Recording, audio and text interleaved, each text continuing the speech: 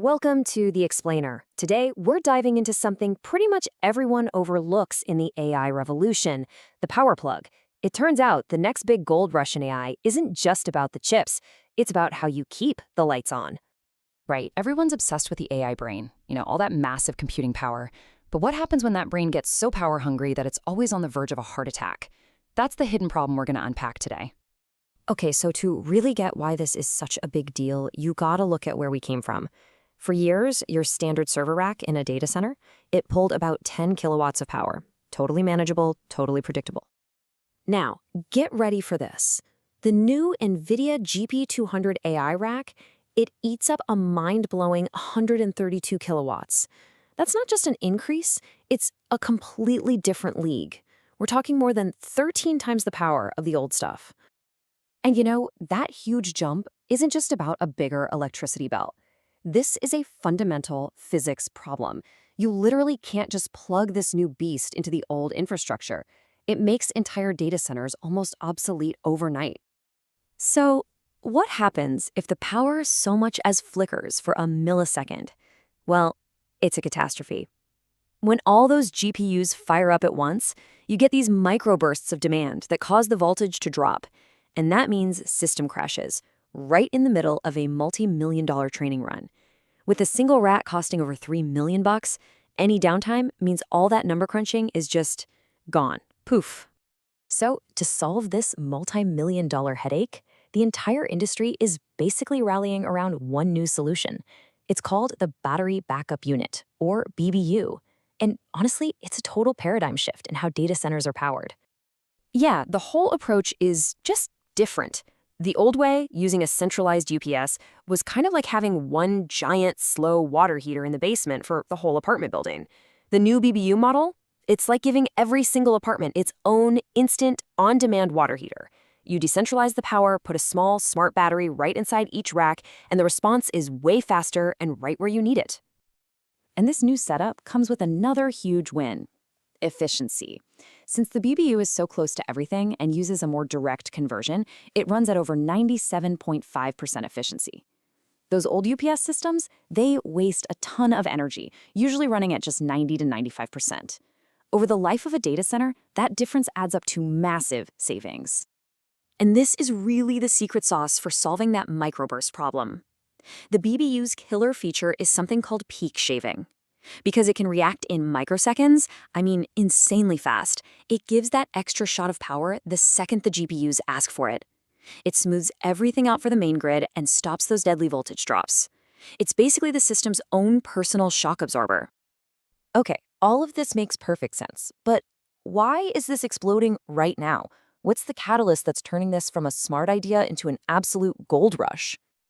It really comes down to one single massive decision made by NVIDIA. With their last generation of chips, the H100, they just recommended BBUs. It was optional. But with the new GB200, the power demands are so crazy that NVIDIA has made BBUs a mandatory standard part of the system. If you want the rack, you have to have the BBU. That one move ties BBU demand directly to AI server sales. So making it standard is obviously a game changer. But that still doesn't quite answer the question. Why is everyone pointing to 2026? What's so special about that specific year? It's because 2026 is when we get a perfect storm. First, that's when the NVIDIA GB200 is slated to hit full mass production scale. Second, the BBU makers have timed their new factories to come online right at that exact moment to meet the surge. And third, all of this lines up with a major hardware replacement cycle for older servers. It's this triple convergence that's about to create an explosive growth phase. This sounds like a massive opportunity. So who's actually building these things? Where's the heart of this new ecosystem? The answer, by a long shot, is Taiwan.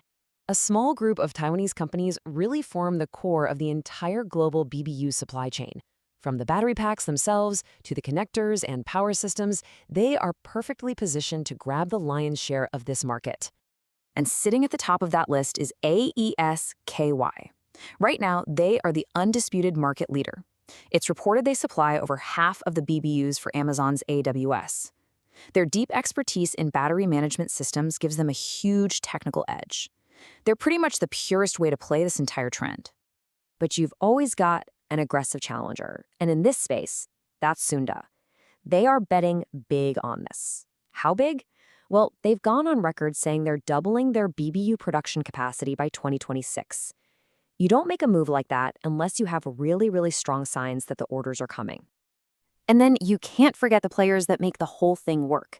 A company like BizLink is absolutely crucial. They don't make the battery, but they make these super specialized high current connectors called busbars. They're essential for safely hooking the BBU up to the server rack. Without them, the whole system is a no-go. So we have the tech, the market driver, and the key players. So what's the bottom line here from an investment angle? How is the market starting to look at these companies? The whole investment idea here is a story of what's called re-rating. In the past, the market saw these companies as just boring IT component makers, like laptop battery suppliers, and valued them at a pretty low price-to-earnings ratio, around 10. But now, as they become absolutely critical for AI infrastructure, the market is expected to revalue them as high-growth AI players, which could justify a PE of 25, maybe even higher. So in a nutshell, the market is waking up and seeing these companies in a totally new light. They're not just making low-margin parts anymore. They're now being seen as something much more important. They're the architects building AI's new decentralized power grid. And that really leaves us with the final, most important thought. We all know the AI revolution is happening, and we know it needs a frankly absurd amount of power. So the real question now is, who are the companies that are actually plugging it all in? The answer to that could be where the next big wave of value is about to be created.